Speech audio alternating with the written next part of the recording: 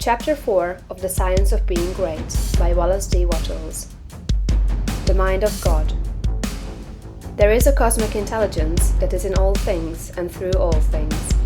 This is the one real substance. From it all things proceed. It is intelligent substance or mind stuff. It is God. Where there is no substance, there can be no intelligence. For where there is no substance, there is nothing. Where there is thought, there must be a substance which thinks. Thought cannot be a function, for function is motion, and it is inconceivable that mere motion should think. Thought cannot be vibration, for vibration is motion, and that motion should be intelligent is not thinkable. Motion is nothing but the moving of substance.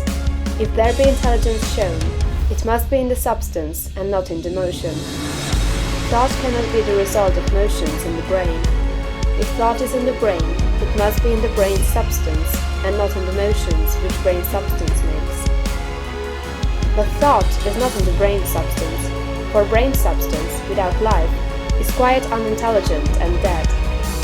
Thought is in the life principle that animates the brain, in the spirit substance, which is the real man. The brain does not think. The man thinks and expresses his thought through the brain. There is a spirit substance that thinks. Just as the spirit substance of man permeates his body and thinks and knows in the body, so the original spirit substance, God, permeates all nature and thinks and knows in nature.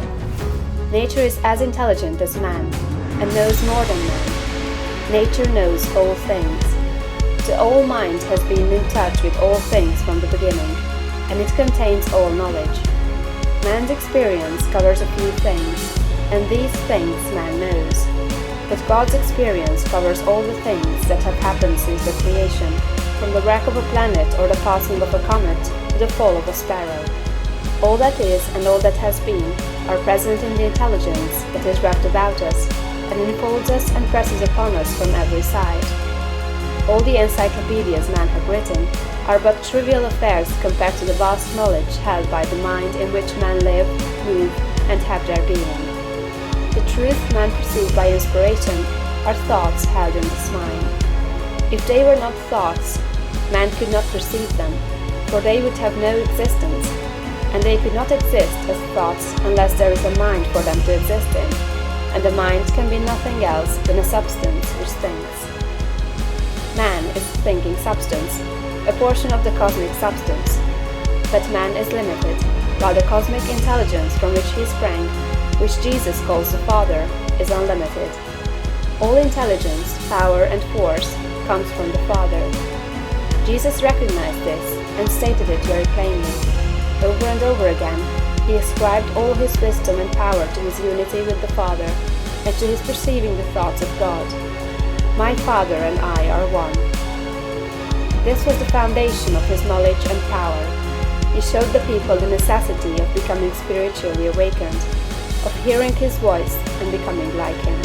He compared the unthinking man who is the prey and sport of circumstances to the dead man in a tomb, and besought him to hear and come forth. God is spirit, he said.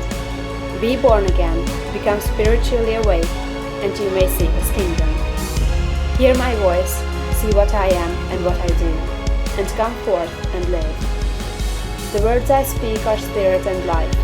Accept them, and they will cause a well of water to spring up within you. Then you will have life within yourself. I do what I see the Father do, he said, meaning that he read the thoughts of God. The Father shows all things to the Son. If any man has the will to do the will of God, he shall know truth.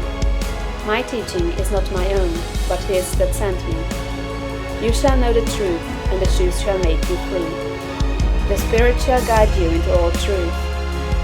We are immersed in mind, and that mind contains all knowledge and all truth. It is seeking to give us this knowledge, for our Father delights to give good gifts to his children. The prophets and seers and great men and women, past and present, were made great by what they received from God, not by what they were taught by man. This limitless reservoir of wisdom and power is open to you. You can draw upon it as you will, according to your needs. You can make yourself what you desire to be. You can do what you wish to do. You can have what you want. To accomplish this, you must learn to become one with the Father, so that you may perceive truth, so that you may have wisdom, and know the right ends to seek and the right means to use to attain those ends, and so that you may secure power and ability to use the means. In closing this chapter, resolve that you will now lay aside all else and concentrate upon the attainment of conscious unity with God.